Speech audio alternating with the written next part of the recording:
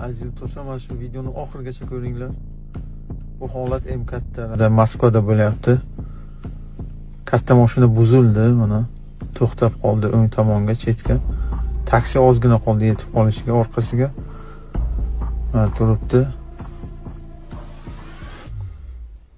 Mana bu taksi kelib yetdi mana. Urdi. Xatosi qayerda desangiz, mana hozir katta mashina shofiri tushadi. Taksi orqaga olyapti salgina. Mana katta mashina egasi tushdi, taksiniki ham tushdi. Xatosi mana shu yerda, mana o'rtaga turdi, mana kelib yetdi mana. Bu trassa bu. Kamida 100 yuradi. Katta mashinalar, yukdagi mashinalar. O'zlaringizni ehtiyot qilinglar, yurtdoshlar. Mana shu videoni maksimal darajada tarqatinglar.